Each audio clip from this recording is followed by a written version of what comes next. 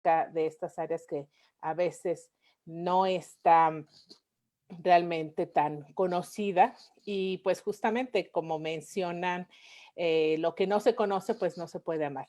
Así es que por este interés por difundir los temas que están bastante relacionados con nuestros programas, los temas de los que estos especialistas han dedicado pues casi toda su vida académica a investigarlos, es el elemento, la guía que nos ha llevado a tratar de seguir con el programa. Y pues también lo podemos decir con un gran orgullo que el programa comienza en la prepa número 5, ha tenido tan buena recepción, perdón, que ya en este momento, desde el ciclo escolar anterior, pues el programa se difundió, modificó su nombre, pues justamente porque ya es a nivel de las 9 preparatorias y ahora pues cada plantel puede disfrutar justamente de la presencia, de las investigaciones y las charlas que tienen los investigadores de filológicas con ellos. Sin embargo, a pesar de ese programa general, nosotros continuamos con nuestro programa interno en la preparatoria y justamente esta conferencia es parte de ese programa con el interés de que ustedes conozcan, sigan todavía teniendo de una manera muy cercana, aunque sea en este momento de esta manera, que no deja de ser también interesante estar en contacto con un especialista, pues la oportunidad de acercarse, de convivir, de preguntar, sobre todo a estos chicos que están interesados en seguir el camino de las letras. Perdón, pues qué mejor, ¿no? Que tener acceso a poder comunicarse con una especialista, preguntar, a plantear todo tipo de inquietudes que tenemos en el momento de la elección de una carrera. En el caso de los chicos tanto de cuarto como de quinto, en particular esta conferencia está pensada en retomar, reflexionar, valorar acerca de lo que es nuestro idioma, nuestra lengua materna, lo útil que es trabajar y conocerla y sobre todo pues entender lo valioso que es el hecho de lograr un dominio de ella. Así es que pues de ahí viene este programa y pues con toda la intención de que ustedes lo disfruten y como siempre lo he señalado, pues realmente dirigida a ustedes, ¿no? Los alumnos de la Escuela Nacional Preparatoria número 5, con todo el cariño y el interés de que lo disfruten, de que aprendan y fundamentalmente, pues que también se sepa con toda la claridad que estas actividades no son nada, ¿no? Si ustedes no participan, porque están dirigidas a ustedes, están pensadas para que ustedes las gocen, las conozcan, las disfruten y pues qué mejor, ¿no? Sobre todo si pueden caminar su carrera académica, si puede apoyarlos y enriquecerlos, como tantas actividades que la Universidad Nacional Autónoma de México pues ofrece para ustedes, ¿sí? Pues esa es Maestra, la se historia. acaba ya de conectar la doctora Sí, Georgina Barraza. perfecto, pues entonces vamos a recibir a la doctora Georgina Barraza.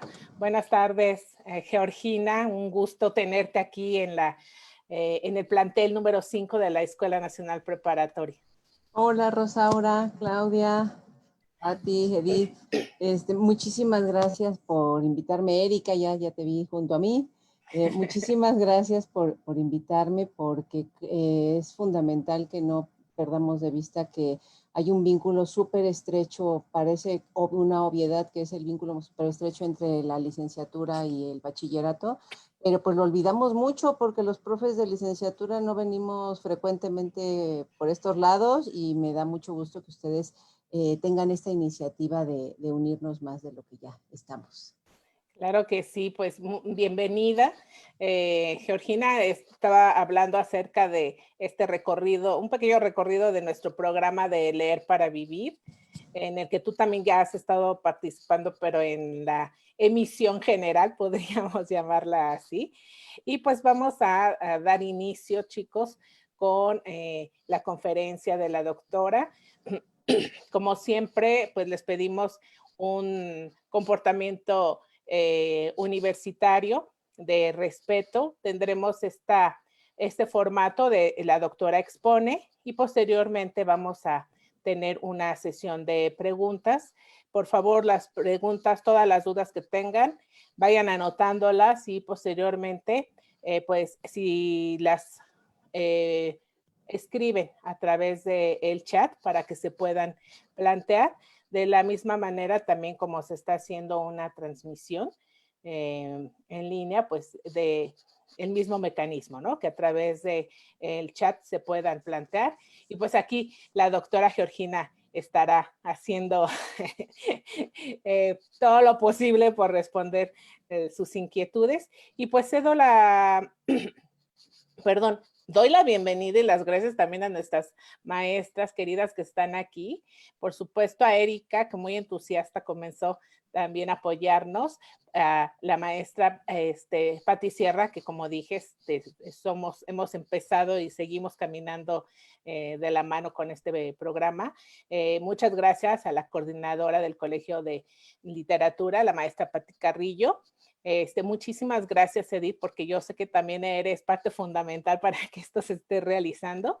Y pues cedo la palabra a la maestra Pati Sierra, que va a leer una semblanza de la doctora Georgina Barraza y posteriormente cederemos ya en la palabra a la doctora para que comencemos la conferencia. Adelante, Pati. Tienes tu micrófono cerrado, maestra.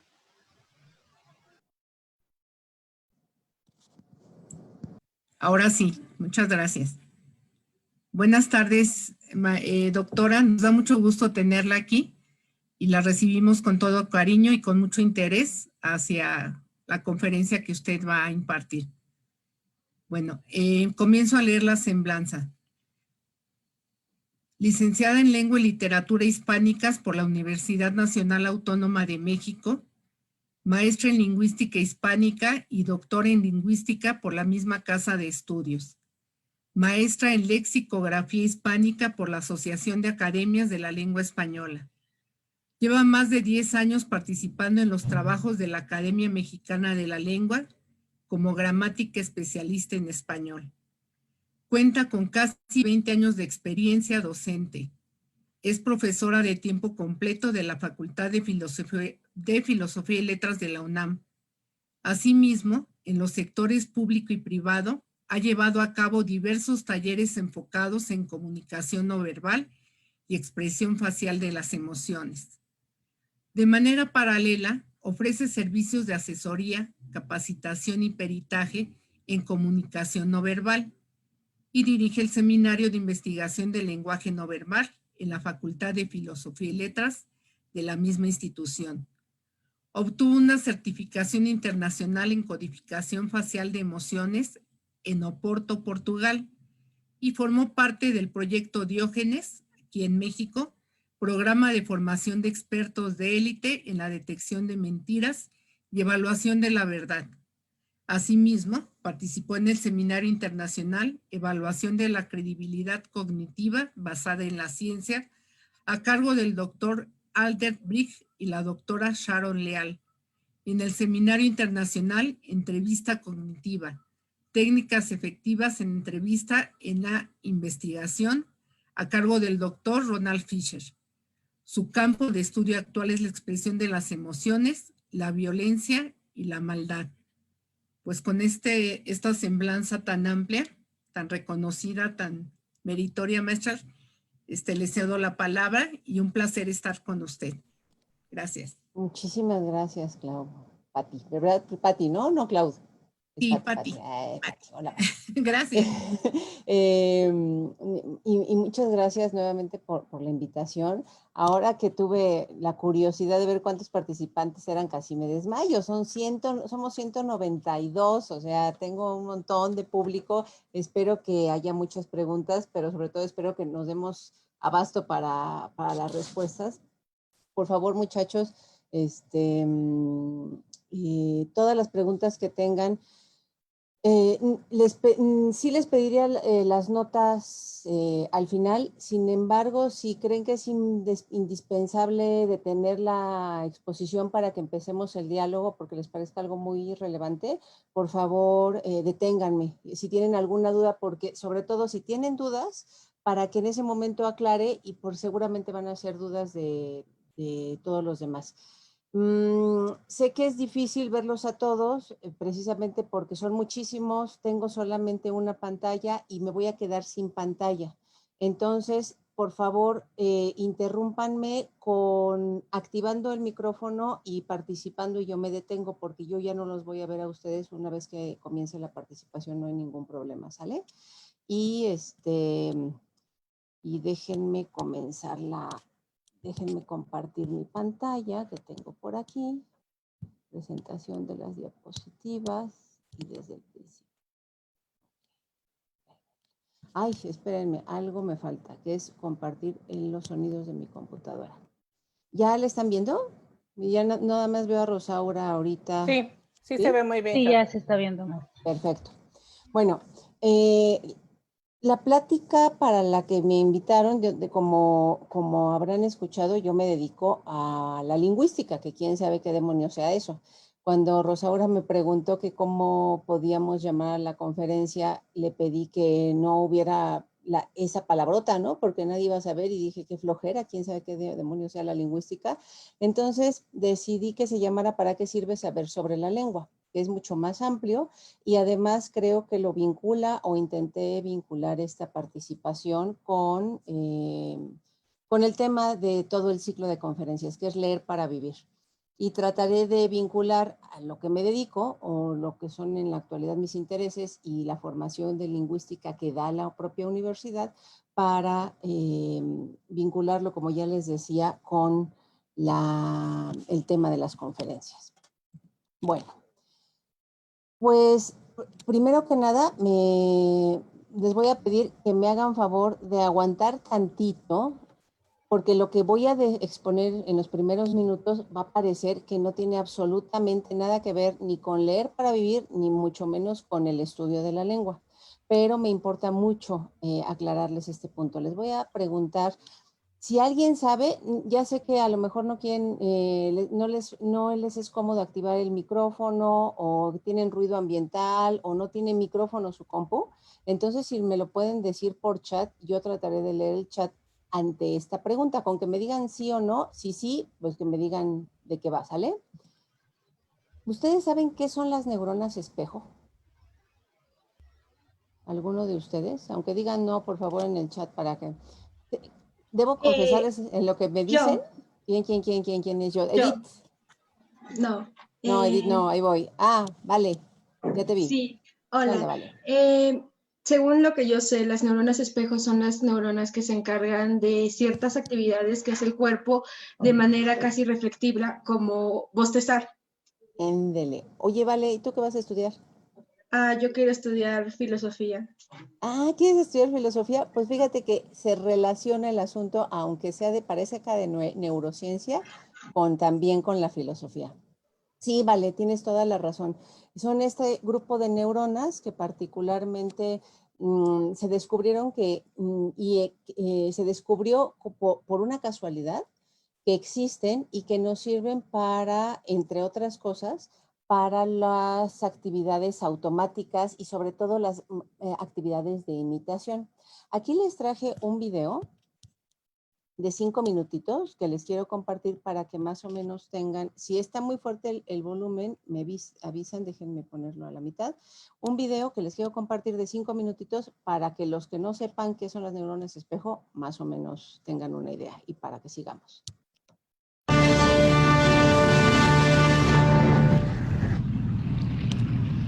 Los científicos saben desde hace un tiempo que nuestra mente automáticamente nota y algunas veces nos hace imitar lo que otras personas hacen. Lo que no sabían era cómo lo hacía el cerebro. Pero recientemente, los investigadores hicieron un extraordinario descubrimiento. Lo que es más, creen que este descubrimiento puede ser la clave para saber lo que otra persona está sintiendo. Y todo está relacionado con algo que sucede en nuestro cerebro cuando vemos a la gente moverse. Y si quieren saber de qué se trata, observen a estas dos tripulaciones apostando una carrera hasta ese puente. ¡Atención!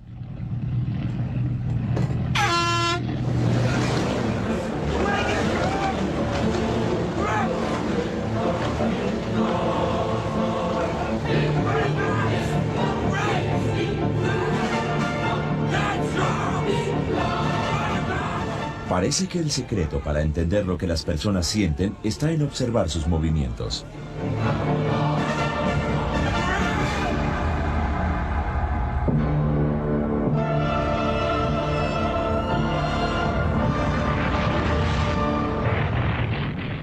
Pero para saber qué pasa en nuestro cerebro, tenemos que mirar qué pasa en el de ellos.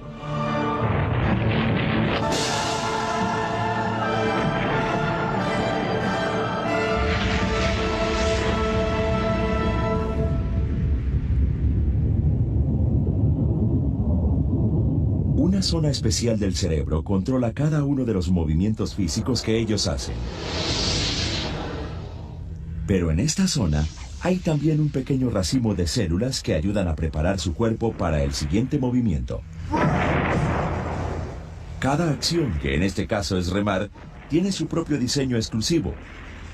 Y los científicos creen que estas células son la clave para saber cómo se relacionan los seres humanos entre sí. Porque estas células no solamente están activas en los cerebros de los remeros, están activas también en una forma exacta en el cerebro de cualquier persona que los observe.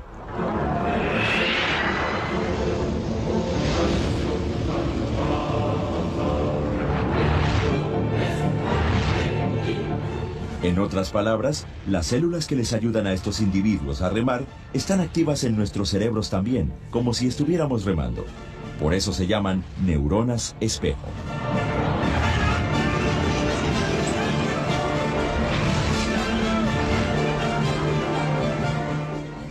Las neuronas espejo producen que no solamente observemos lo que estos hombres hacen, nuestra mente siente algo de lo que ellos sienten.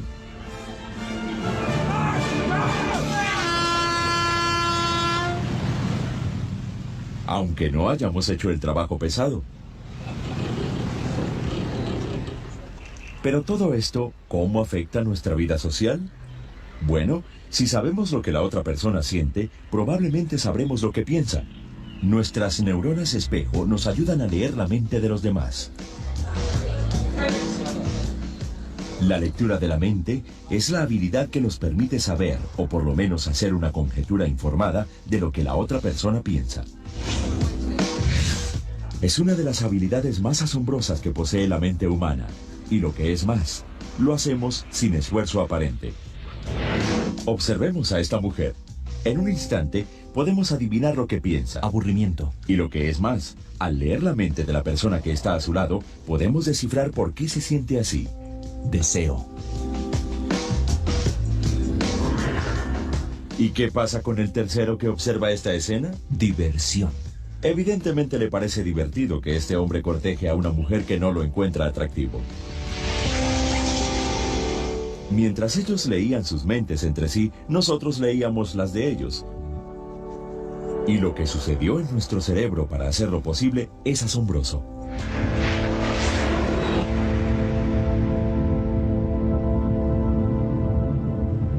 Las neuronas espejo se activan, ayudándonos a entender lo que otras personas sienten.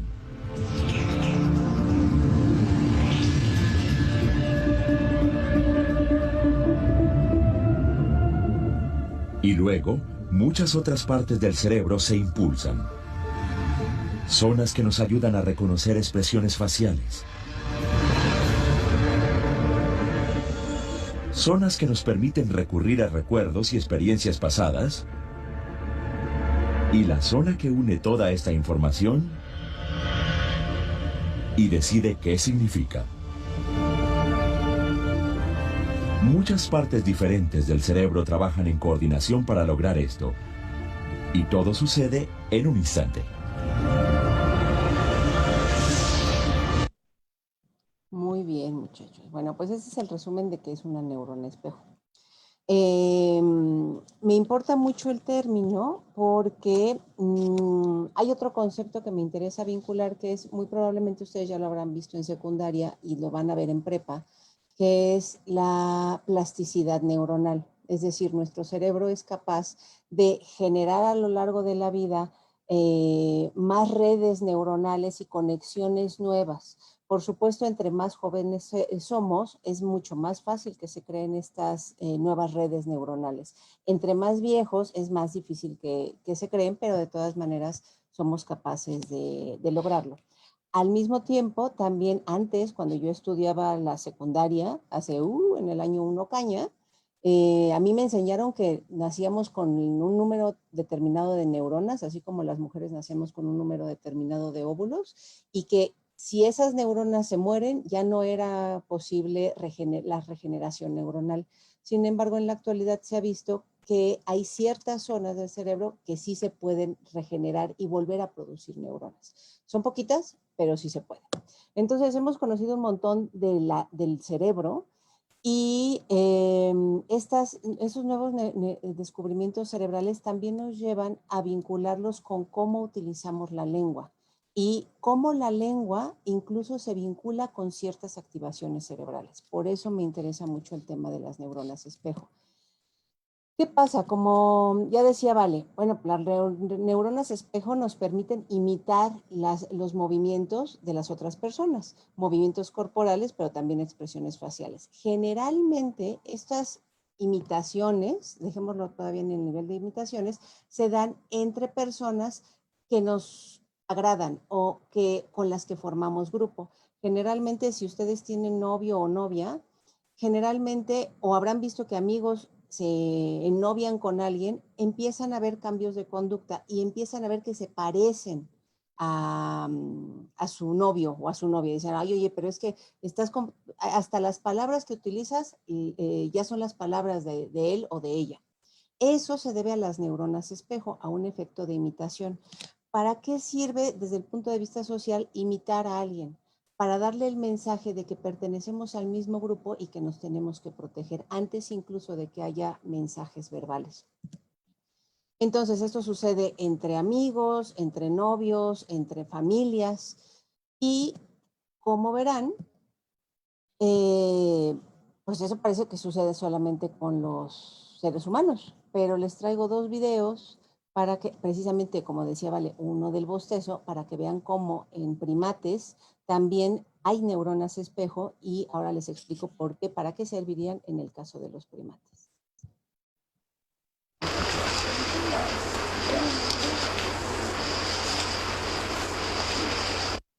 Ese es el video, se lo pasan a otro.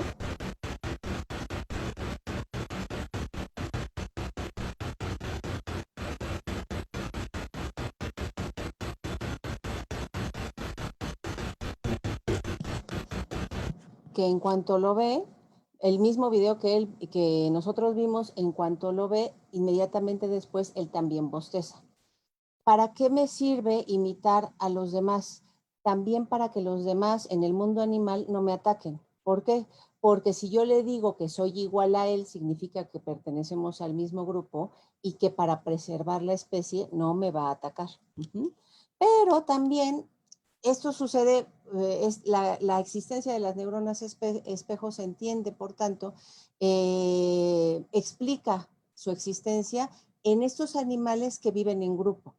Y particularmente yo voy a imitar las expresiones o los movimientos de los miembros de mi grupo, es decir, entre animales de la misma especie se van a imitar los movimientos o las expresiones. Ahora bien, también sucede, ¿quién de aquí tiene perros? 1, 2, 3, ¿cuántos tienen? Los que sean. Yo tengo 2. Órale. Tengo 3. Ándale, pues.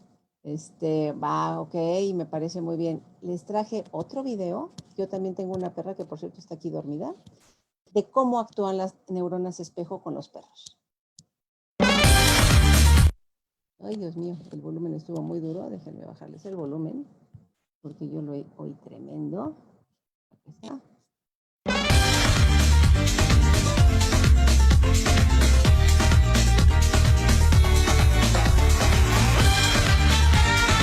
Pues ahí tienen. Hasta ahí. Yo creo que ya es suficiente para que imaginen más o menos cómo actúan las neuronas espejo.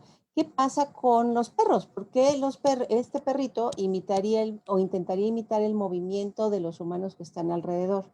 Porque los perros se mueven en manada y han estado durante cientos de años incorporados a la manada humana, es decir, forman parte, los seres humanos los conciben los perros como parte de su propia manada. Entonces, cuando ven que hay un movimiento, también al tener las neuronas espejo, pueden tener estas conductas imitativas, ¿vale? Entonces, no necesariamente se da entre miembros de una sola especie, sino también entre especies. Depende del grado de cohesión y sobre todo de vínculos afectivos que haya entre los miembros de un determinado grupo. A ver, tengo algo en el chat, aguántenme tantito. ¿Qué dice? Juan Carlos, ¿por qué pusiste tu nombre y tu grupo? ¿Están pasando lista ahorita? Me quito el chat. Órale, pues. A ver, les paso la siguiente lámina. Ok. Por supuesto que nos permite reproducir movimientos y expresiones faciales, pero lo más importante que también comentan en el video no solamente es reproducirlas, sino experimentar las emociones, ¿sale? En ese sentido, eso nos permite tener una habilidad que es particularmente importante para los seres humanos, que es tener empatía. ¿Qué es la empatía? Según el Diccionario de la Lengua Española de la Real Academia Española, la empatía es la capacidad de identificarse con alguien y compartir sus sentimientos. La empatía es sumamente importante, no solamente se trata de imitar lo que la otra persona siente, sino de entender y de experimentar por nosotros mismos esa misma emoción. Por eso las neuronas espejo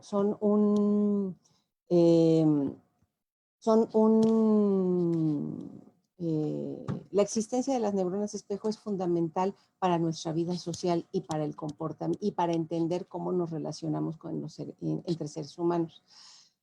Aquí tengo que hacer una puntualización. No solamente son las neuronas espejo las que se activan en un acto empático. Hay distintas zonas del cerebro que se activan y lo que nos parece más interesante, o nos tendría que parecer más interesante, es qué pasa cuando no se activan. Cuando no se activan, observamos fenómenos de ausencia de empatía y los casos extremos, por ejemplo, podrían ser casos de psicopatía o de sociopatía, ¿vale? Entonces, la empatía es fundamental. Ahora, vamos al asunto de la lengua, ¿no? ¿Para qué sirve? Déjenme pasar por aquí porque estoy abriendo el chat y ese chat ahorita no es mío. Giacomo Rizzolatti, que fue el neurocientífico que descubrió la existencia de las neuronas espejo. El inodoro que habla. ¿Ya apagaron el micrófono? Gracias. Les voy a leer la cita que tengo por acá. Giacomo Rizzolatti y su equipo se encontraban frente a un fenómeno inédito en los estudios sobre el cerebro. Como demostraron en una larga serie de experimentos posteriores, al parecer los seres humanos y otros animales contamos con un tipo especial de neuronas motoras que se activan cuando vemos a alguien comer un helado o usando un ejemplo paradigmático, cuando vemos que alguien patea una pelota. Y no solo eso, también saltan enloquecidas cuando imaginamos que alguien patea una pelota, escuchamos que alguien patea una pelota e incluso cuando pronunciamos la mera palabra patear. Esta es una cita de Jorge Volpi, de Lectores Camaleón y Novelas Espejo, en Leer la mente y el cerebro y el arte de la ficción. Es un excelente libro, les recomiendo que le echen un ojo si pueden. Las palabras resaltadas en negrita están también resaltadas en el libro de Volpi. Yo las resalté aún más porque me importa particularmente resaltar la relación de las neuronas espejo con nuestra capacidad de imaginación y de pronunciar palabras. Es decir, con el mero hecho de imaginar algo o de pronunciarlo o escuchar la palabra, las neuronas espejo, también vinculadas no solamente al movimiento automático, sino también a nuestra capacidad de ser empáticos y de experimentar emociones, también se activan. Por eso es que me importa. Y aquí voy a hacer el vínculo con la lengua y la literatura. En este texto también de Volpi cabe resaltar lo relevante, ¿por qué se habla en literatura? ¿Por qué nos tendrían que importar las neuronas espejo? Porque leer nos permite imaginar acciones, pero sobre todo experimentar emociones. Nos permite experimentar esas emociones como si las estuviéramos viviendo nosotros mismos. Quien de aquí sea apasionado lector de literatura de creación, verá que en algún momento, si ya ha leído mucho y tiene experiencia o tiene gusto por un autor en particular y ha leído novelas, no sé, me imagino las novelas de Harry Potter o alguna saga que sean varios libros, sabrán que en algún momento de la lectura ustedes están leyendo y leyendo y están picados con la lectura y se emocionan con lo que están leyendo. Esa emoción se debe precisamente a las neuronas espejo, que ya traemos de cajón los seres humanos. Al mismo tiempo, leer nos permite ejercitar, si lo queremos ver desde esa perspectiva, ejercitar el músculo de la empatía y por tanto ser más sensibles a las necesidades de las demás personas, mucho más que una persona que no lee. Recuerden, hace un momento les decía que había otro concepto importante, que era la plasticidad cerebral. Es decir, nosotros nacemos con una posibilidad de ser empáticos con los demás, pero si no ejercemos esa empatía con los demás, va a dejar de haber conexiones entre neuronas, de manera que verán que hay gente que es muy grande y que no es empática con las demás personas, que ni siquiera les interesa ser empáticos, ni siquiera saben lo que es la empatía. Y aquí radica la importancia de la lectura. Entre más leamos, más vamos a experimentar, vamos a ejercitar nuestro cerebro para que experimente emociones como si las estuviera viviendo. Y por tanto va a tener más capacidad para ser empático con las demás personas cuando se enfrente a la realidad. Y en la actualidad, por eso decidí hacer un giro y llegar a las neuronas espejo, empezar con las neuronas espejo en esta plática, porque en la actualidad necesitamos muchísima empatía, muchísima. Y una forma de entrenarnos para ser empáticos es seguir leyendo y que en nuestra vida cotidiana la lectura de literatura de ficción sea parte fundamental, porque eso nos va a permitir no solamente experimentar otras emociones, sino también conocernos mejor sobre lo que podemos experimentar y no nos habíamos dado cuenta. Y sobre todo, expresar lo que sentimos. Y a esa voy en la siguiente parte de la exposición. Para leer hace falta tener un buen conocimiento de nuestra lengua. ¿Por qué? Porque si yo leo un texto y resulta que la mitad de las construcciones o de las palabras no las entiendo, lo lógico es que me aburra y deje de leer el libro. Pero también me estoy perdiendo de la oportunidad de experimentar las emociones de las que hemos estado hablando. Entonces, para eso es fundamental conocer la lengua. Ahora, ¿cómo hago yo para conocer la lengua? Les traje un ejemplo. A ver, si yo les digo, no pienses en un elefante, automáticamente los obligo a que les llegue a la mente la imagen del elefante en cuestión, ¿no? Aunque les esté diciendo que la instrucción sea no pienses en un elefante. Eso significa que nuestras palabras están poderosamente relacionadas con las imágenes que tenemos y los recuerdos que tenemos de nuestro entorno. Imaginen que algo similar sucediera con una emoción. No pienses, por ejemplo, en lo que más feliz te haga. inmediatamente van a pensar en eso y no solamente piensan en ese objeto, animal o persona o evento, sino que reviven la emoción y hasta incluso pueden sonreír al solamente recordarla. ¿Qué pasa si ustedes tienen palabras o les mencionan palabras que no conocen? Pues que se están perdiendo la experiencia probablemente de una emoción nueva o de una emoción positiva.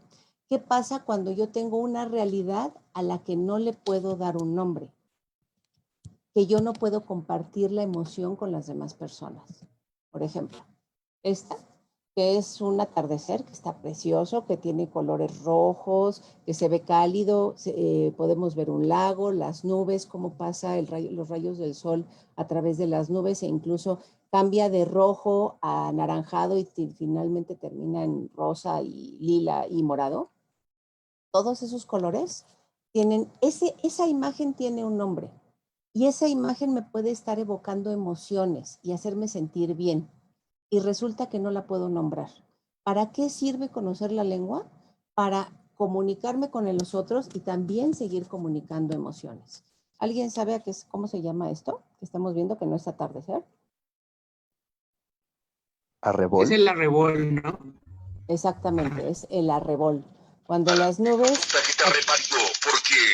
adquieren un color rojo al ser iluminadas por los rayos del sol. Ese es un arrebol.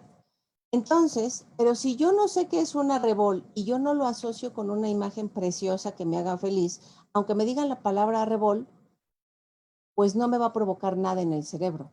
Y aquí la intención es ir creciendo el vocabulario, conociendo cómo funciona nuestra lengua, para que en la medida de nuestras posibilidades, nuestro cerebro haga más conexiones y experimente más cosas, para que sea un cerebro más emocional.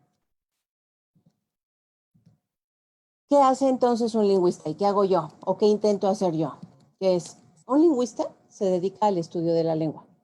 Su origen, evolución y la estructura. Yo me he dedicado básicamente, he pasado por todo, desde historia de la lengua hasta cómo, cómo hay diferencias entre distintos españoles, entre el español de España y el español de México, por ejemplo. También un lingüista es el encargado de elaborar materiales que le permitan a las demás personas entender y usar mejor su lengua. En ese sentido, puede elaborar materiales como las gramáticas o como los diccionarios. Pero en ese sentido me gusta imaginar que mi profesión sirve para que las demás personas tengan un mejor dominio de la lengua y por tanto puedan experimentar más emociones cuando se enfrentan ante una obra literaria. En ese sentido creo que mi profesión, ahí radica la importancia de mi profesión, en efectivamente hacer que el estudio de la lengua haga más humanos a los seres humanos, más sensibles a las necesidades de los demás y a sus propias necesidades. Y sobre todo, a que tengan las palabras y las formas de expresión necesarias para compartir lo que están sintiendo.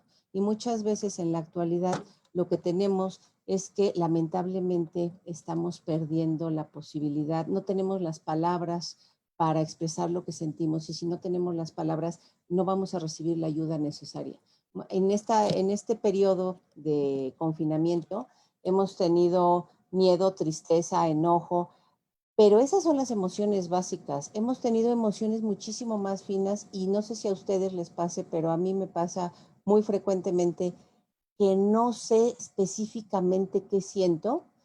Puedo saber si es algo positivo o negativo, pero no encuentro la palabra para decir, sí, esto es efectivamente lo que estoy sintiendo. Una vez que encuentran la palabra, entonces ya se puede manejar mejor la emoción.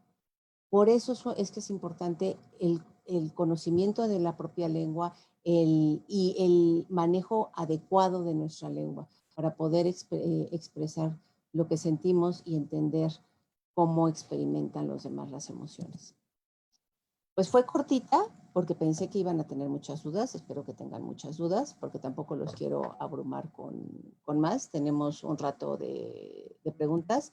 Aquí tienen mi correo electrónico por si se quieren comunicar conmigo. Y también pues puedo decir a todas las otras cosas que se puede dedicar un lingüista si es que ustedes están interesados en estudiar más la lengua que la literatura. Yo estoy a su disposición para lo que guste. Todos estos 24 de chat. Ay, sí era pregunta. Ay, perdón, yo pensé que dije, están todos pasando lista, mejor ni le hago caso al chat. No, para nada. Muchísimas gracias. Realmente es muy interesante revisar cómo nuestro idioma pues tiene este tipo de presencia y en particular el hecho de ver cuál es la forma en la que los procesos cognitivos, ¿no?, se relacionan con la generación de las ideas. Y esta cuestión que mencionas, Georgina, acerca de el pensamiento es palabra, ¿no? Que creo que ese es el elemento central que tenemos también que comprender y seguir justamente cultivando este conocimiento acerca de nuestro idioma. Y bueno, pues vamos a pedirles a los chicos que nos planteen sus preguntas, sus dudas. Adelante aquí a través del chat, por favor. Ahora es cuando la doctora está para todas sus inquietudes y sus cuestionamientos, por favor. Pues creo que hoy están tímidos. Miren, aquí tengo una. ¿Cómo sabemos de qué forma describir correctamente una emoción sin que sea repetitivo o aburrido? Ok. A ver, te voy a contestar, espérame tantito que yo leí, es Mariana. Te voy a contestar desde un punto de vista de lingüista, pero también creo que relacionado con el manejo de emociones, más del lado psicológico. Cuando yo tengo que hacer, porque me ha tocado también hacer diccionarios, lo primero que tienes que hacer es buscar las características generales del objeto, las que comparte con otros objetos que no tienen ese nombre. Y te vas de lo más general a lo más particular. Entonces, por ejemplo, yo tengo una mesa y digo, bueno, una mesa es un mueble. Pero muebles hay muchos, tenemos sillas, tenemos bancos, tenemos escritorios que se parecen más a las mesas. Y en ese sentido, podemos ir afinando la definición y al final de la definición tiene que estar los rasgos que diferencian al objeto respecto a los demás objetos de ese gran grupo. Algo similar sucede con las emociones. Nunca se va a hacer repetitivo a menos que yo esté teniendo más rasgos que no me permitan separar esa emoción de otras emociones. Entonces, partiríamos, a ver, que esto lo hago muchas veces con mis alumnos de licenciatura, les digo, a ver cómo se sienten, ¿no? Y cuando les digo hola, que seguramente ustedes les pasarán, hola, ¿cómo están? Pues todos estamos esperando que nos digan bien, ¿no? O sea, mi maestro no quiere saber cómo en realidad me siento, no quiere que le eche el rollo. Entonces yo le digo, no, pero dígame en serio cómo se siente. Y entonces empiezan a decir, no, me siento mal. Me siento, pues bien, pues me siento X, ¿no? Pues aquí harto de estar en las sesiones en Zoom, ¿no? Ya me harté de todas las tareas y está terminando el curso y estoy harto.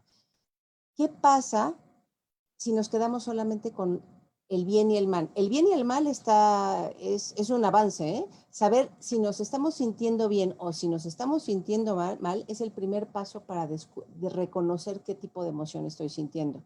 Pero con esa emoción no nos van a poder ayudar y sobre todo no vamos a poder pedir ayuda. Y en la actualidad es fundamental saber cuándo tenemos que pedir ayuda a los demás. Ayuda a los amigos, ayuda a la familia, ayuda psicológica que también está a su disposición por parte de la universidad. Tener más redes de apoyo emocional es importantísimo, pero ninguna red de apoyo sirve si no le digo por qué me estoy sintiendo mal, ¿no? Entonces, después de saber si la emoción es positiva o negativa, buscar cuántas emociones negativas tenemos en general que podemos definir y tratar de clasificar esa emoción en ese pequeño campo semántico que ya es muy específico. Es decir, emociones negativas hay varias. Por ejemplo, está el odio o el enojo, está el asco, está el desprecio, está el miedo. Entonces, es muy distinto tener una emoción positiva, negativa asociada al miedo a asociada al enojo. Entonces, una vez que yo puedo clasificarla en estas emociones generales, entonces tengo que especificar aún más. Y muchas veces la especificación sirve por al encontrar o ir buscando las causas o las condiciones que me provocaron esa emoción. Y a través de ese contexto, gracias a ese contexto, podemos ir afinando más hasta llegar a la palabra precisa que define la emoción que estoy sintiendo. Porque no es lo mismo estar furioso a estar molesto, a estar harto, a estar cansado. Estar cansado a lo mejor me provoca enojo, pero en realidad lo que estoy sintiendo verdaderamente es cansancio. Si yo en estas condiciones verdaderamente sí estoy enojado, pero estoy enojado porque estoy cansado, pues lo que tengo que resolver es el cansancio. Después, cuando resuelva el cansancio, se resolverá casi en automático el enojo. A eso me refiero con encontrar la palabra adecuada para definir la emoción. Y para eso necesitamos tener un listado de léxico disponible, que pues, sepamos qué significa y cómo lo podemos usar para podernos expresar y modificar estos estados emocionales, ¿sale? No sé si, Mariana, si fue suficiente. Ahorita subo y me dices si lo fue o si no, ¿sale? Sí, maestra, gracias. Aquí voy. Me subo a las preguntas. Si se me va alguna, porfa, me pueden echar una manita y me digan, ay, ¿se te pasó esta? Sí, claro. Luego de la de Mariana tengo, ¿qué elementos se utilizan a la hora de estudiar la lengua? Se utilizan distintos elementos, no sé si eres Liliana o Li, porque yo alcanzo nada más a ver Li. Distintos elementos. Se pueden utilizar sonidos, que se llaman, que los lingüistas llamamos fonemas. Se pueden utilizar partes de las palabras, y que se llaman, a los que llamamos morfemas. Podemos estudiar palabras, en cuyo caso haríamos análisis léxicos y haríamos, por ejemplo, diccionarios. Y podemos estudiar la relación que hay, podemos estudiar también la relación que hay entre las palabras, que ese es el nivel sintáctico, estudiamos la sintaxis de las palabras. Y finalmente también podemos estudiar cómo esta sintaxis, los morfemas e incluso los fonemas se relacionan entre sí y hay un vínculo de significado, porque hay sonidos que tienen a los que les podemos, morfemas a los que les podemos atribuir un significado. Y, por ejemplo, no es lo mismo decir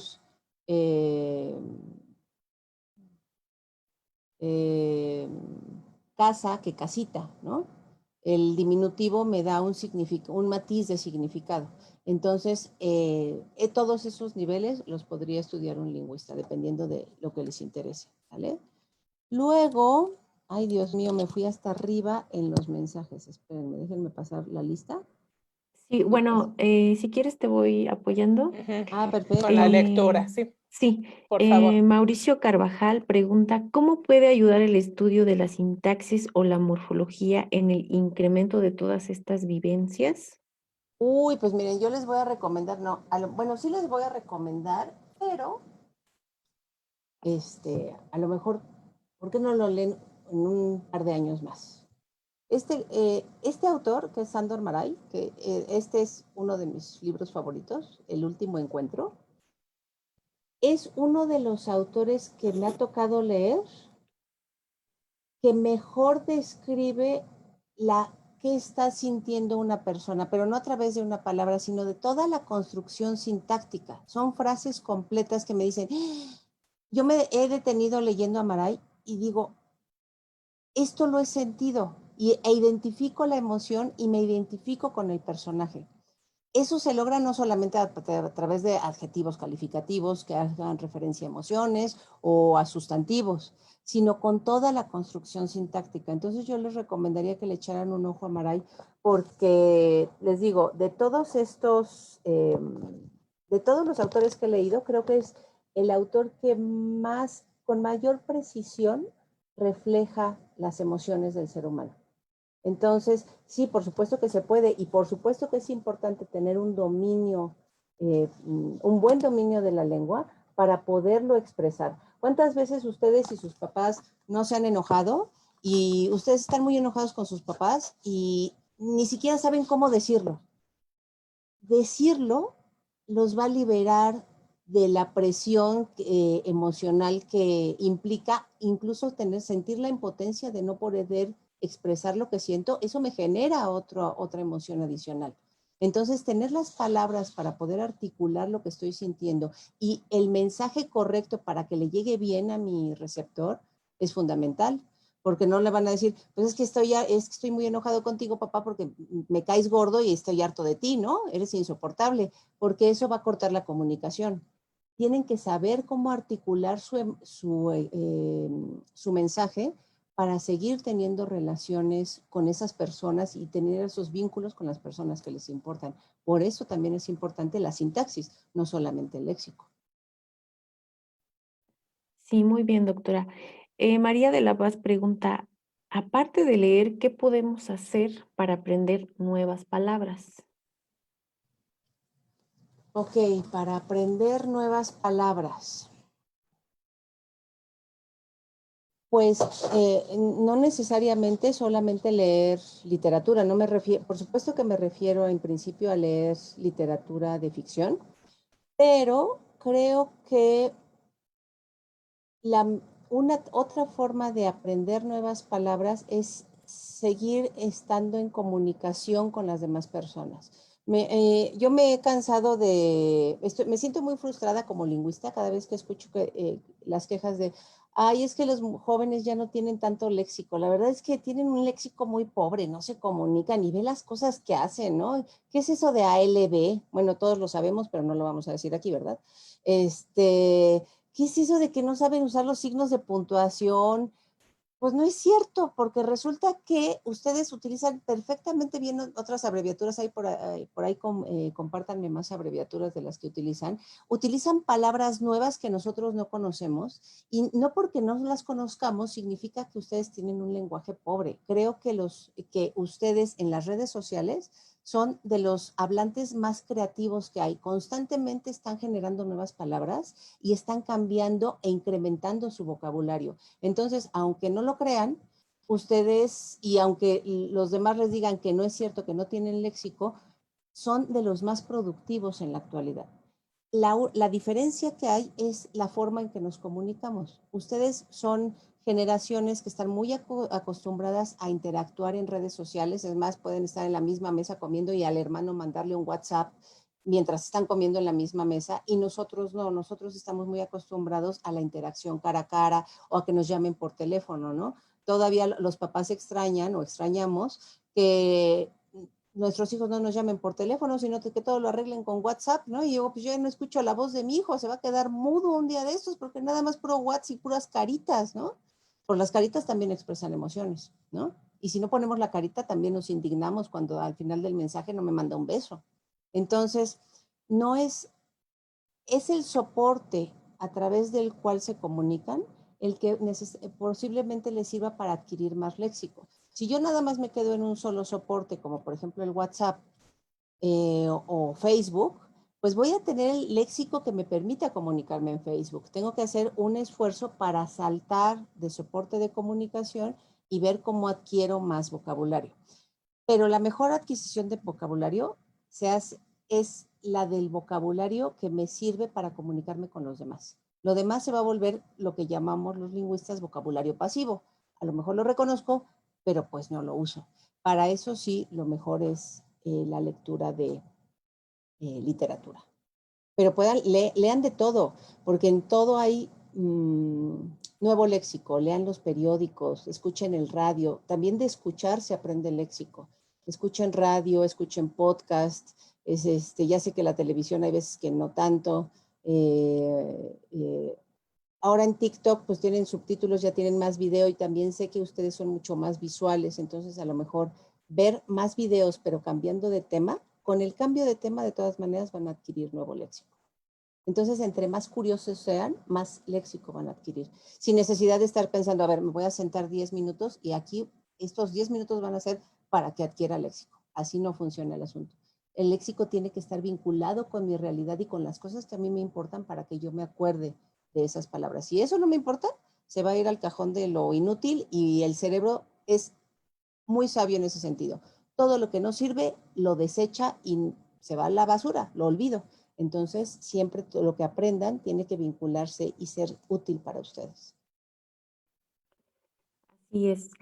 Valeria Delgado pregunta, ¿en qué se distingue el español mexicano de todos los demás? Ay, pues mira, en varias cosas. Por ejemplo, nosotros tenemos un fonema, el tl, el del tlacoyo, el tlaconete, tlatelolco, que no tienen el resto de los dialectos. Ese es un fonema o un sonido que nos heredó el náhuatl, ¿no? Tampoco tienen, y a diferencia de ese fonema que nosotros sí tenemos, nosotros no tenemos, por ejemplo, el fonema interdental de los españoles. Nosotros no decimos zapato, ¿no? Eso, por ejemplo, en sonidos, nada más estoy dando ejemplos. Otro ejemplo sería la entonación.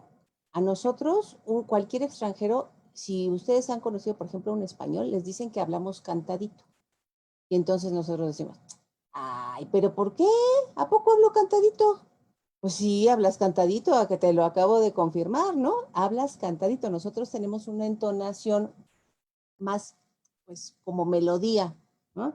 Y no lo notamos. E incluso, si dices, ¿en qué se distingue el español de México de otros? Pues te preguntaría de cuál español de México, porque si nos vamos a la península, tendremos un español con influencia del maya, que también cambia la entonación, y si nos vamos al norte del país, tendremos un español que tiene mucho más contacto con el inglés y tiene mucho léxico extranjero. Por ejemplo, yo me acuerdo de mi primo cuando éramos chicos que vivía en Sonora y venía de visita a la Ciudad de México y pedía sodas, ¿no? Y yo decía, ¿y este qué está pidiendo? Pues está pidiendo un refresco, ¿no? Entonces, cambiamos de léxico dependiendo de la región del país en la que estemos. Nosotros también, por ejemplo, con los diminutivos somos muy productivos a diferencia de otros variantes del español. Por ejemplo, el español de España, cuando utiliza un diminutivo, efectivamente se está haciendo referencia a un objeto pequeño.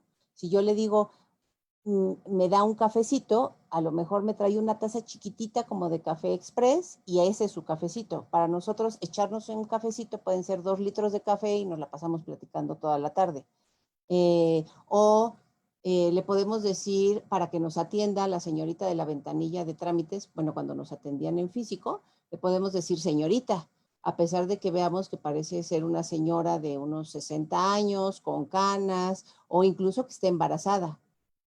El concepto, la forma no tiene que ver con el referente para nosotros, sino nosotros utilizamos los diminutivos en forma mucho más pragmática como un amortiguador social que haga que la relación sea más fluida.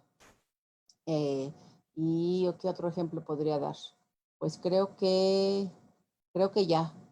Ahorita se me ocurre otro ejemplo de las diferencias, pero hay muchas diferencias, muchas diferencias en distintos niveles de lengua. Muchas gracias. Hay muchas preguntas, algunas las vamos a unir porque se pueden contestar en una sola. Por ejemplo, Dulce y Mariana le preguntan, ¿cuál es el promedio para entrar a estudiar la carrera de lingüística? ¿Qué es lo que te llamó la atención de la carrera? ¿Por qué la estudiaste? Ok, el promedio cambia dependiendo de cuánto es las personas que solicitan. Déjenme ver si puedo averiguarlo en el Inter, buscar el promedio o si alguna de las maestras me ayuda a buscar el promedio que actualmente se pide, el puntaje en el examen que actualmente se pide. Porque antes, por ejemplo, letras clásicas, era por la carrera que nadie quería, eran muy poquitos los que querían la carrera y muchos llegaban de medicina, que querían estudiar medicina, pero como no encontraban otro lugar, los mandaban a letras clásicas y había varios compañeros que no eran la carrera que querían.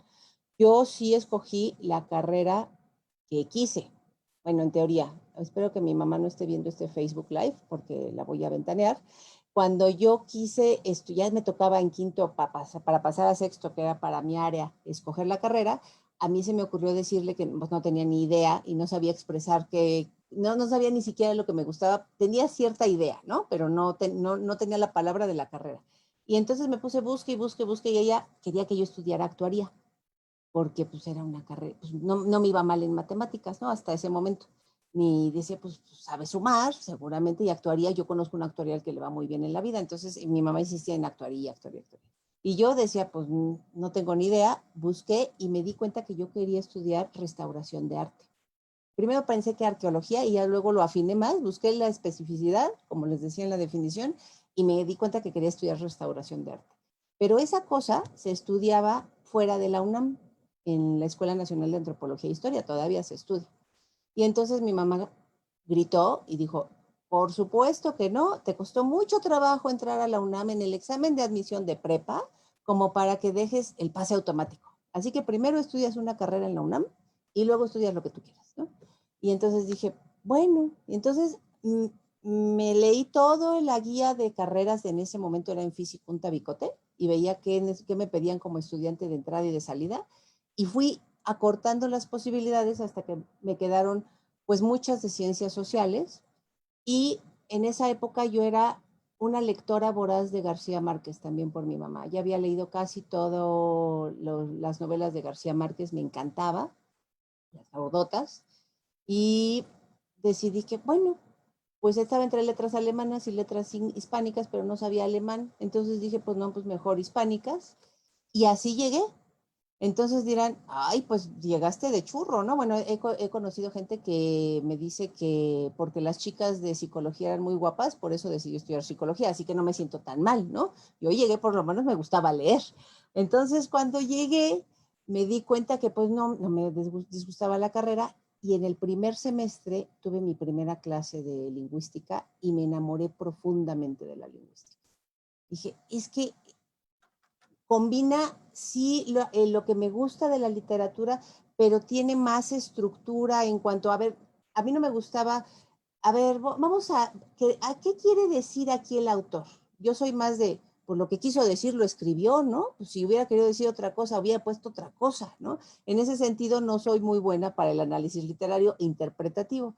Y la lingüística me dio mucho más estructura para poder analizar y tener las palabras que estoy analizando, son esas las que tengo, no otras. Entonces, me apasioné desde el primer semestre, terminé la carrera y después di el salto, ahí decidí que me iba a dedicar a la lingüística, y fue cuando seguí, estudié, pero ahora me doy cuenta que muy probablemente lo mío hubiera sido la psicología, y por eso estoy vinculando mucho la lingüística con la psicología, porque tiene mucho vínculo. Las palabras que usamos con los demás marcan profundamente a la persona.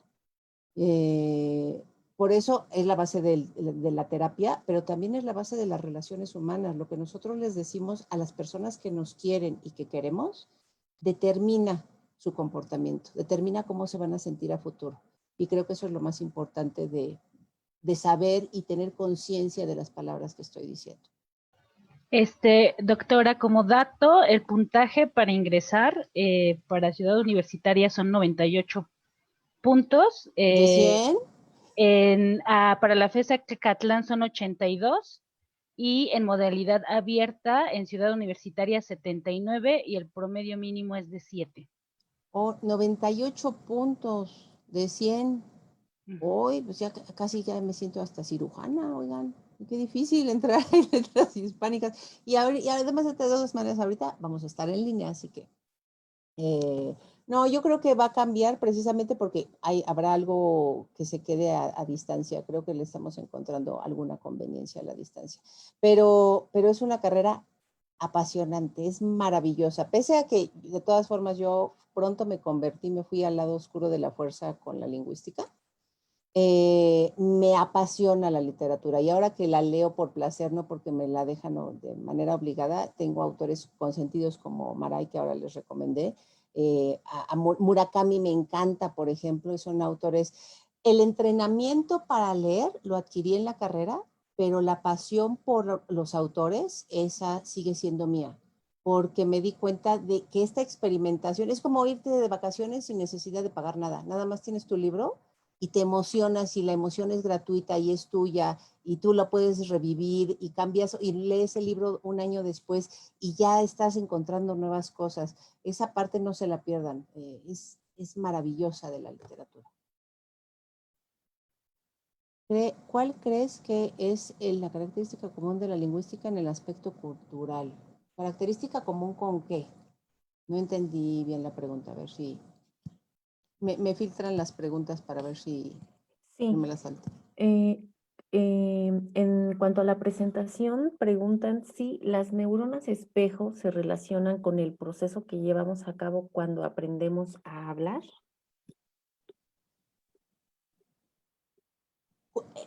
Parte, que sería la parte imitativa, sí, pero el área de la lengua es una zona aparte. Pero el proceso de imitación y articulación de los sonidos, esa sí tiene que ver con neuronas espejo. ¿Recuerdan a los papás diciendo, a ver, di mesa, ¿no? Y entonces aprietan mucho los labios para que salga el sonido. Esa repetición y ese esfuerzo que hacen los papás porque los niños imiten, eso sí tiene que ver con las neuronas espejo. Pero la estructura sintáctica que traemos en el coco, léxica, la que se va fijando a través de la enseñanza, esa no. Una cosa particular de las neuronas espejo, por ejemplo, es la risa. Los niños, los bebés, quienes tengan niños, las profesoras que tengan por aquí niños o hermanos chiquitos, verán que una de las primeras cosas que hacen los niños es sonreír. Y pues es la natural. Yo no me encuentro a una mamá que se asome a la cuna después del esfuerzo de traer a la criatura 9 meses en la panza, que no lo vea y no lo considere maravilloso. Pues lo primero que veo a mi criatura y tengo una sonrisa maravillosa. Y cuando el niño sonríe así, dicen, ay, mi amor, ya viste, ya me está sonriendo el niño. Y yo siempre les digo, híjole, no los quiero traumar, pero son neuronas espejo. No es que te reconozca y te ame y sepa que eres su mamá o su papá, son neuronas espejo. Y sonríe, repite el comportamiento físico para que no lo ataques porque es un animal más grande. Casi no lo digo cuando tengo mamás o papás porque sí se trauman un poco, pero eso es lo que sucede. Es imitación. Sí, muy bien. Pregunta Luna Ingrid, que si en el campo de la lingüística se tiene contemplado alguna edad donde se pueda fortalecer una red neuronal. O si creo que si se tienen identificadas ciertas edades. Hay edades importantes, pero no desde el punto de vista lingüístico, sino más bien neurofisiológico. Hay edades importantes para el desarrollo cerebral. Es más, incluso hay estímulos que no son adecuados para ciertas edades. Los papás que ahora en la actualidad, los que son papás de niños chiquitos, están muy preocupados por darles estímulos a sus hijos para que lean, para que hablen otra lengua y para que les vaya muy bien en la vida, que es todo lo que los papás queremos, ¿no? Pero la verdad es que hay estímulos por edad. Y si yo obligo a un niño que todavía no está en la etapa, y que se asocian mucho a las etapas escolares, si yo obligo a un niño de preescolar o de maternal a leer o hacer alguna habilidad propia de los primeros años de primaria, no solamente lo estoy forzando a que haga algo que su cerebro no está listo, sino que estoy incluso comprometiendo el desarrollo cerebral del niño, porque ya las conexiones no se hacen. O sea, no es solamente darle estímulos de su edad, sino no darle estímulos adicionales, porque vamos a atrofiar el desarrollo cerebral. Otra edad importante, por ejemplo, son la mayoría de edad. Cuando decimos, ¿por qué la mayoría de edad se marca a los 18 años? Porque a los 18, bueno, ya hay otros estudios que marcan que incluso puede ir en edades posteriores, pero hasta los 18 años se puede decir que el cerebro está completamente desarrollado. Antes de los 18 años no está completamente desarrollado y por lo tanto también se tienen conductas más impulsivas. Muchas veces sale la emoción y no sé cómo controlarla, porque todavía no, ese cerebro tampoco tiene tantas experiencias como para manejar esa emoción. Por eso tampoco cuando tengo niños se pueden diagnosticar como psicópatas, porque la psicopatía también está involucrada con el desarrollo cerebral y yo no puedo diagnosticar a alguien, bueno, yo no, pero un psiquiatra no puede diagnosticar a alguien con una patología sin que todavía esté completamente desarrollado. Entonces, hay edades que son, pues, que son muy relevantes, sobre todo, y que se van aparejadas más o menos, como les digo, con los niveles educativos. Por ejemplo, es una crueldad que a ustedes les pidan dentro de un año que decidan qué van a hacer toda la vida, porque todavía no tienen el desarrollo cerebral suficiente como para una toma de decisión tan compleja, con tantas emociones implicadas. Pero pues el sistema nos obliga a eso, pues por eso yo les digo, yo quería arqueología y me mandaron mi mamá me dijo que no y yo la obedecí muy, muy bien, pero ahorita que con mis 44 años, creo que hubiera sido otra decisión, pero es porque ya mi desarrollo cerebral y mis conexiones cerebrales son distintas. Pero hasta los 70 años se pueden hacer conexiones cerebrales, no tantas como cuando se es joven, pero sí se puede seguir haciendo. Doctora, aquí hay una pregunta interesante de Daniela que dice, ¿cuál es su opinión sobre el lenguaje inclusivo? Esa está buenísima, porque tengo compañeros que dicen que es una idiotez. Y también autores que yo, por ejemplo, respeto mucho a Vargas Llosa como autor literario, me gusta mucho Vargas Llosa, pero le acabo de escuchar una entrevista donde dice que el lenguaje inclusivo es una idiotez, ¿no? Y bueno, pues lo entiendo de un señor de su edad. Pero, como les digo a mis muchachos, ustedes no se preocupen, en unos años ya nosotros nos morimos y ya ustedes pueden seguir usando el lenguaje, que nosotros somos la única traba para que no lo usen como quieren. Yo ayer estaba hablando en mi clase de lenguaje y violencia sobre el lenguaje inclusivo. Yo tengo mis asegúnes, pero en primer lugar por mi edad, porque a mí no me enseñaron lenguaje inclusivo, yo digo los estudiantes o los alumnos, y asumo que dentro de ese masculino están las alumnas también, no estoy excluyendo. Y por tanto, a mí me parecía hace unos años que el masculino genérico era suficiente. Sin embargo, precisamente por mi experiencia con estudiantes, me doy cuenta que mi perspectiva es distinta y y se va ido modificando con el paso del tiempo. Todavía no estoy muy segura de que el lenguaje cambie la realidad. Como yo he hecho, en parte de mi trabajo ha sido historia de la lengua, creo que el lenguaje, desde lo que sé de la lengua, creo que el lenguaje es evidencia de que algo en la realidad cambió y que por tanto se manifiesta a través de la lengua. En ese sentido, creo que la visión de la relación entre hombres y mujeres ha cambiado y por tanto ya se está manifestando a través de este lenguaje inclusivo. Pero me cuesta trabajo entender el otro lado, es decir, que la palabra termine modificando la conducta. Ahora bien, hace poquito precisamente les hablaba de lo importante que es el lenguaje en nuestras relaciones más en donde vinculamos tanto las emociones como en nuestras relaciones de pareja, de amigos, de familia, como una palabra puede cambiarle la vida a otra persona. Una palabra positiva o una palabra negativa. La palabra exacta en el momento preciso puede ser determinante para que se tome una decisión buena o una decisión mala. Esa es la base de las terapias, por ejemplo.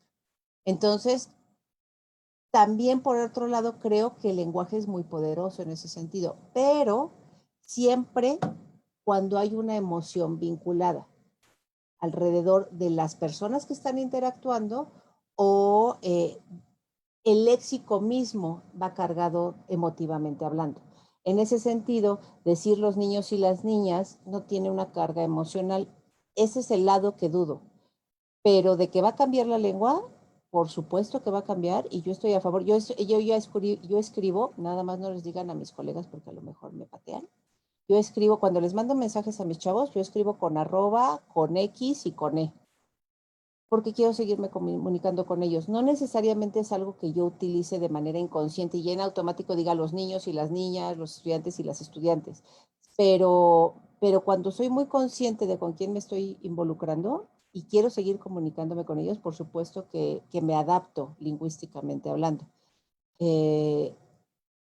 Yo no voy a cambiar mi hábito, porque eso sí, cuando uno adquiere un hábito lingüístico, que lo adquirimos desde muy pequeñitos, es muy difícil cambiar nuevamente la gramática que está en la cabeza de la persona.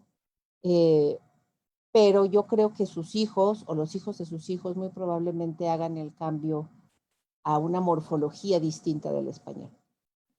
Quién sabe cuánto tarde, porque en realidad el cambio lingüístico no depende tanto de las capacidades, sí, de que la lengua tenga la capacidad de hacerlo, sí, por supuesto. Si yo no tuviera otra posibilidad a la O o a la A, pues aunque quisiera no lo podría hacer.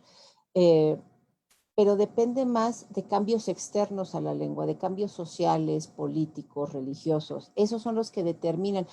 ¿Cuándo nosotros íbamos a pensar que íbamos a hablar de pandemias cada 5 minutos? Pues no lo sabíamos, ¿no? La realidad, los eventos alrededor de la lengua son los que terminan cambiando la lengua. Pero yo no estoy en contra del lenguaje inclusivo, aunque apenas estoy aprendiendo a usarlo. Muchas gracias por esa respuesta, doctora. Y tenemos otra pregunta de Luna, que dice, ¿usted considera que la lectura pudiese ayudar a disminuir la tasa de suicidios y depresión, ya que podría auxiliar a la gente a comunicar sus sentimientos? Sí, y además, bueno, tenemos que hacer acotaciones. Depende de qué lean, porque si se ponen a leer a Dostoyevsky, pues no necesariamente, ¿no? Sí, los puede ayudar muchísimo, sobre todo, sí para adquirir léxico y poder expresar mis emociones con otra persona, pero a tener otros mundos que pueden, para su cerebro van a ser tan reales como que estemos ahorita encerrados y a distancia. La posibilidad de generar nuevas realidades mejores a las que en este momento estamos teniendo, eso solamente nos lo puede dar la literatura. Va a activar al cerebro para que las emociones que experimente sean distintas.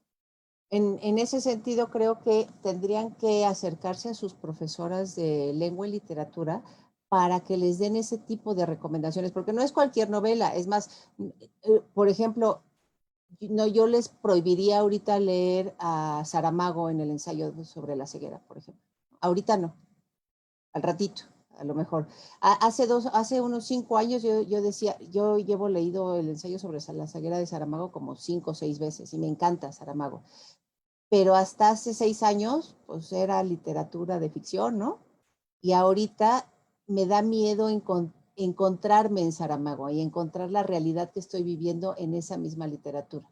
Entonces, sí, depende mucho del autor que elijan, pero sí puede darles un espacio de paz y de emociones positivas en el contexto en el que ahora estamos. Muy bien, aquí hay 2 preguntas que me gustaría plantearlas. Menciona Karen Sofía, ¿cuáles son las complicaciones que hay al momento de estudiar lingüística? Y posteriormente, Edwin de la Cruz, ¿qué pasaría en la sociedad si no existieran lingüistas o la lingüística? Ay, qué buena pregunta. Muchísimas gracias, Edwin. La primera, ¿cuál es una de las principales complicaciones de estudiar lingüística? Que los que llegan a estudiar lengua y literaturas hispánicas, que es la carrera que yo estudié, como que no les cae el 20 que lengua es lingüística y llegan por literatura. Entonces es una mala pasada, o sea, es como los años de purgatorio que voy a adelantar en la carrera, decirme, oye, tienes que estudiar lingüística. Dice, ¿yo por qué? Si yo venía por literatura, porque me gusta leer, me gustan los poemas. Entonces, ese es de cajón el primer problema, que no saben que tienen que estudiar lengua. El segundo problema vinculado es que hay, en comparación con la literatura, la lingüística exige un orden en el proceso. No tan estricto como el orden matemático, pero sí exige que sí se lleve a cabo un proceso y que tenga un orden particular. En el caso de la literatura, en el análisis literario, no es forzoso ese orden. Hasta donde a mí me enseñaron a estudiar literatura, era un proceso más interpretativo y mucho más libre. En ese sentido, la lingüística puede ser un problema. Particularmente hay dos materias que se vuelven difíciles, que es fonética y fonología, que tienen muchas reglas de articulación de sonidos y que tengo que conocer, pero que una vez que tengo la regla es fácil, y filología hispánica, que es la evolución histórica de la lengua, porque tengo que saber latín, que es otra lengua, y tener buenas bases de latín, y además de todo, saber también fonología y fonología histórica. Pero fuera de eso, creo que serían las complicaciones más grandes. Respecto a la pregunta de qué pasaría si no hubiera lingüística, ¿no? O lingüistas. Si no existieran lingüistas o la lingüística en la sociedad. ¿Qué pasaría en la sociedad si no existieran lingüistas o la lingüística? Bueno, antes de responder, creo que los lingüistas estamos subempleados, que podríamos hacer más para la sociedad de lo que en la actualidad hacemos. Tendríamos que estar mucho más vinculados al diseño de programas educativos, de la enseñanza del español, por ejemplo. ¿Para qué sirve así en términos reales saber español? Pues para que pasen todas sus materias, chavos. Porque si no saben leer una instrucción, si es de matemáticas, van a tronar de todas formas. Aunque sepan sumar, si no leen la instrucción bien, truenan, ¿no? Entonces, sirve para absolutamente todo saber bien español. Y en ese sentido, el lingüista tendría que estar involucrado en determinar qué es lo que tienen que aprender y cómo lo tienen que aprender con ayuda de un pedagogo y un psicólogo. En la actualidad no sucede eso en este país, pero tendríamos que estar involucrados en políticas educativas públicas, en la elaboración de materiales de estudio, como les decía, gramáticas y diccionarios. Tendríamos que estar involucrados en también políticas sociales como el lenguaje inclusivo para saber cómo se puede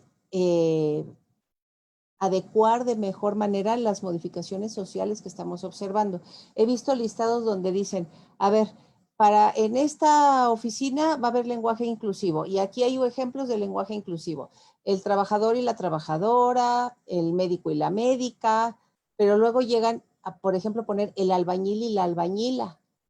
Pues perdón, pero ¿cuántas mujeres albañiles hay? Pues bien poquitas, y mientras la realidad no cambie, pues tampoco podemos cambiar el léxico.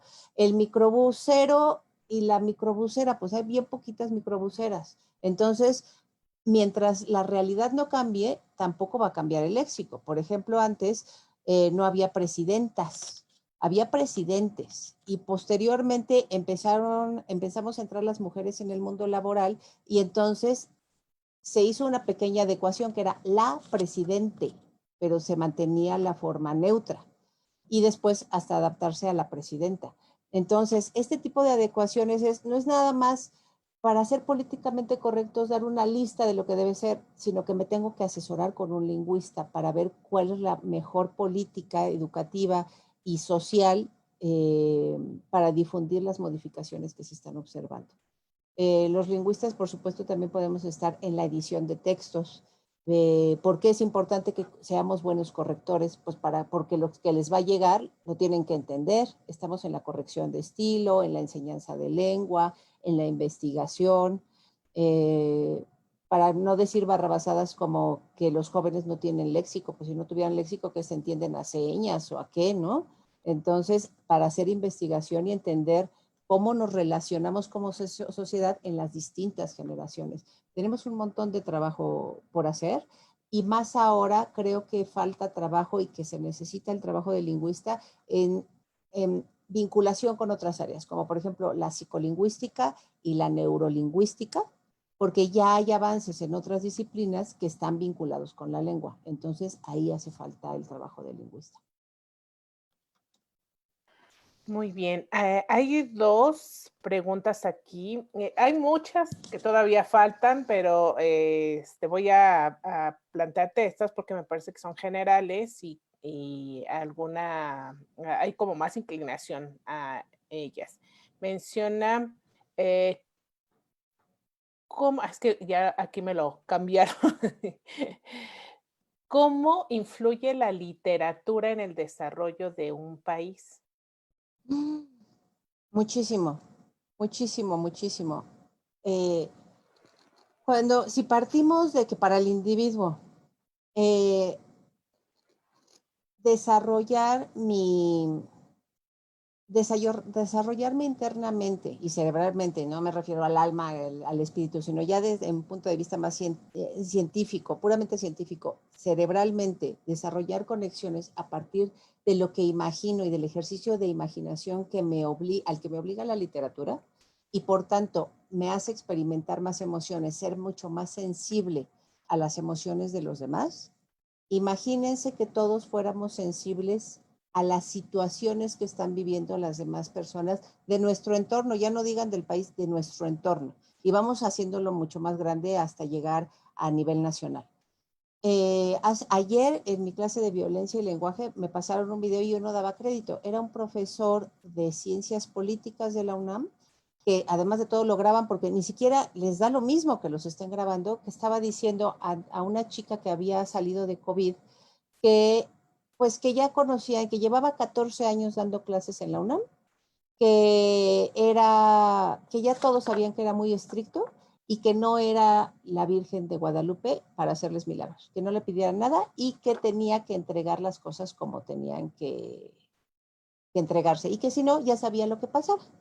El video dura como 10 minutos, es escandaloso. Yo estaba con la boca abierta porque digo, ¿y qué? A ver, qué falta de sensibilidad y empatía al contexto de las demás personas. Ya no digan que el alumno o la alumna se contagió. Con que yo tenga a mi mamá contagiada, yo siempre les digo a mis alumnos, yo estoy rogando que llegue la vacuna para que se vacune mi mamá. Una vez que se vacune mi mamá, yo ya voy a estar tranquila y ya me va a bajar un poco el estrés hasta que llegue la vacuna para mí y para mi hermana. Pero me estresa mucho tener la posibilidad de que le pase algo a mi mamá. Y me imagino si ustedes levantaran la manita ahorita, seguramente casi todos vamos a estar preocupados por eso, porque es una circunstancia muy estresante que puede llevar a que incluso me imposibilite para llevar mis tareas habituales, ¿no? En ese sentido, pues yo no sé cuánto lea ese profe, cuán sensible sea, cuántas emociones puede experimentar, si cuando está enfrente a otro ser humano no es capaz de entender la circunstancia emocional que está viviendo. Por eso es que es fundamental promover la lectura y la lectura de literatura, como les decía, literatura de creación, porque no es posible que ante la desgracia de las demás personas, creo que lo peor que nos puede pasar como ser humanos es no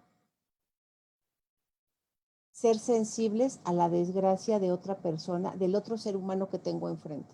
Me pueden hablar de las desgracias en África, en Afganistán, y no necesariamente puedo ser empática porque no forma parte de mi realidad. Pero cuando el otro es con la persona con la que estoy interactuando y no soy capaz de ser empático, dejé de ser ser humano. Esa es la parte más triste que nos puede pasar como humanidad. Entonces, en la medida que fortalezcamos nuestras conexiones cerebrales a través de la literatura, pues por supuesto, no se trata nada más de decir, ay, sí, somos cultos, yo leo 100 libros a la semana, al año, o 40 libros al año, y miren todos los libros que leí, todos los libros que tengo en la biblioteca. No, se trata de ser sensibles con el otro. Creo que ese es el fondo de estudiar literatura.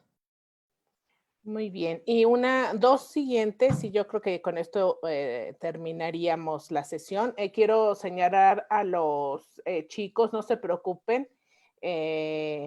Vamos a revisar las preguntas y las que falten, te las enviamos por correo electrónico, porque hay unas que de verdad son bastante interesantes y una que otra es un poco, pues ya personal, ¿sí? Nos dice Alejandra Pozos, me gustaría saber cuál es su opinión acerca de la literatura juvenil. Esa es la primera. Y la segunda, que esta es interesante, y creo que muchos de los profesores queremos escuchar tu opinión, dice, ¿cómo podemos fomentar el hábito de la lectura? Y esa la plantea Jesús Pedrosa Vázquez.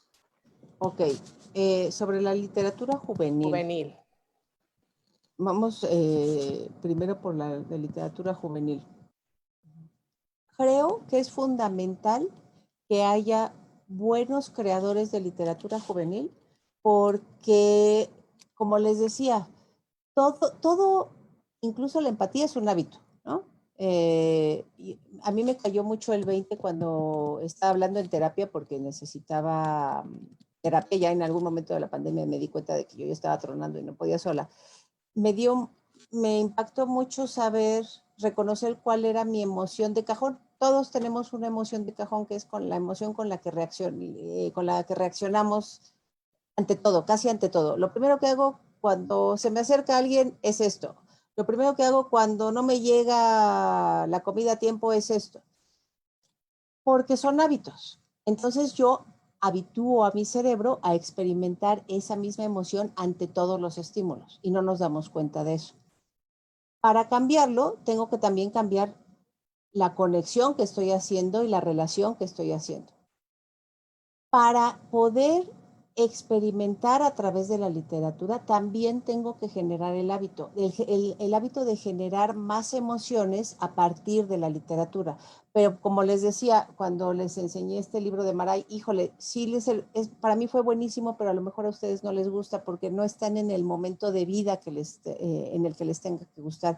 Los libros tienen que dosificarse y por ahí voy al fomento, lo trataré de relacionar con el fomento a la lectura. Los libros tienen que dosificarse en cantidad, contenido y forma. De nada me sirve decirle a un muchacho de preparatoria, pues nos tenemos que leer El Quijote, chavos, porque es la obra emblemática de la literatura hispánica. Yo no sé cómo le van a hacer, mueran en el intento si quieren, pero leen, porque ya saben que yo soy muy exigente, ¿no? ¿Por qué? Porque el léxico no lo voy a entender, porque es una obra muy grande. Ya ustedes y nosotros en general nos estamos acostumbrados a leer en versiones muy cortas, precisamente por los soportes electrónicos en los que estamos. Y en ese sentido, creo que la literatura juvenil tiene que ser una especialidad en la que se sepa el tipo de lenguaje que utilizan los lectores y cómo llegar de mejor manera a provocar este tipo de emociones en los jóvenes. En ese sentido, para fomentar la lectura, también el lingüista podría cumplir una labor fundamental en la educación, que es, a ver, la selección de literatura que se va a leer en primaria, secundaria y preparatoria. No es cualquier libro. ¿Por qué ese libro y por qué no otro? ¿Cuáles? Hay pruebas que son pruebas de disponibilidad léxica, que es cuánto léxico tiene disponible el muchacho de esta edad.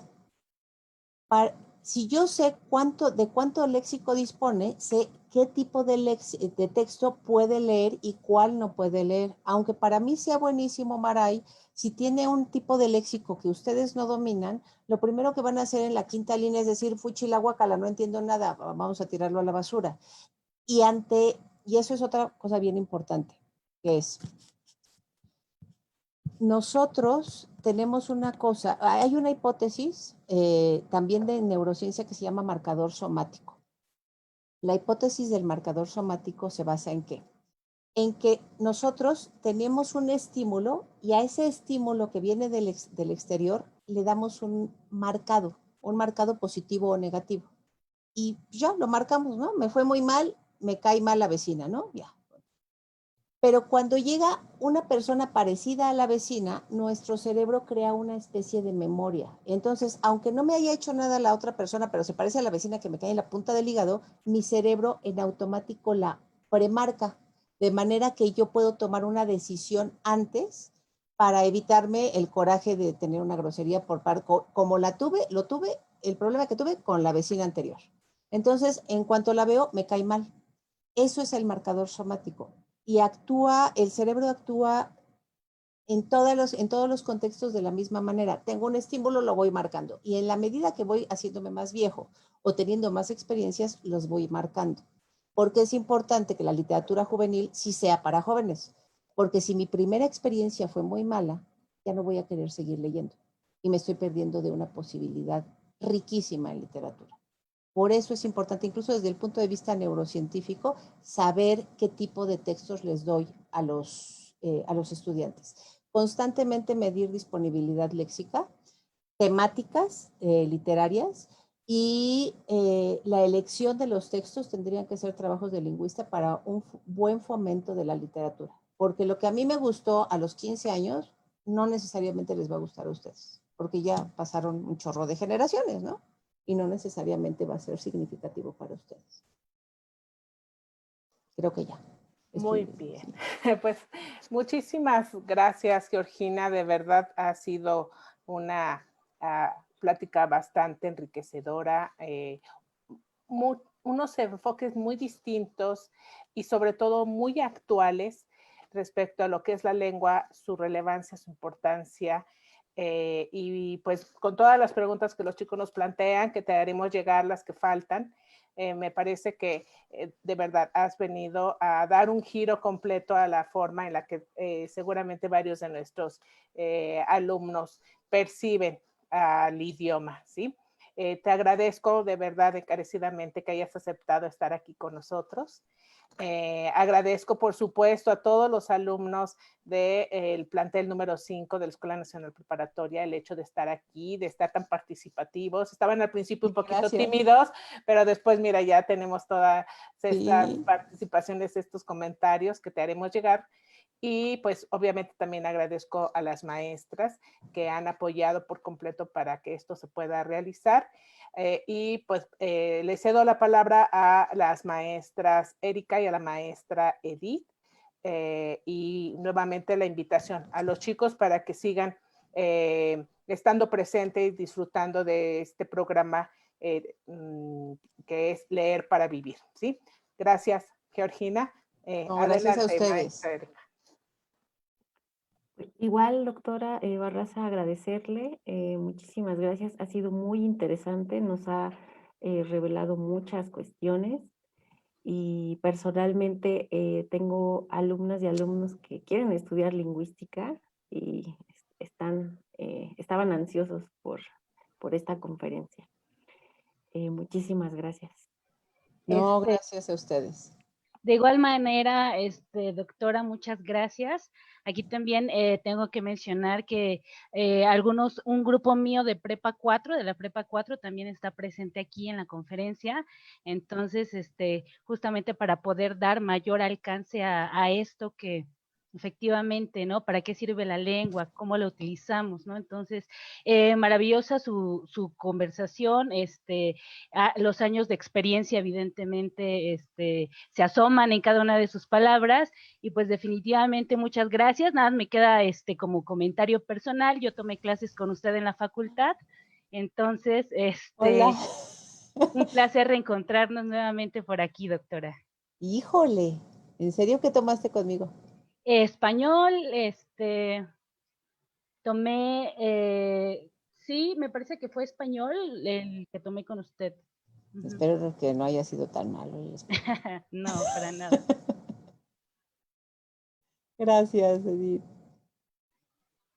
Muy bien, pues agradecemos a todos los presentes, a la Escuela Nacional Preparatoria número 5, por supuesto, por el apoyo que da a este programa, y pues próximamente ya les daremos la información acerca de la siguiente conferencia. Muchas gracias y pues buena tarde a todos. Muchas gracias. Hasta luego. Cuídense mucho. Nos vemos. Igualmente, Georgina, un abrazo. Hasta luego, maestras. Gracias. Hasta luego, doctora. Gracias.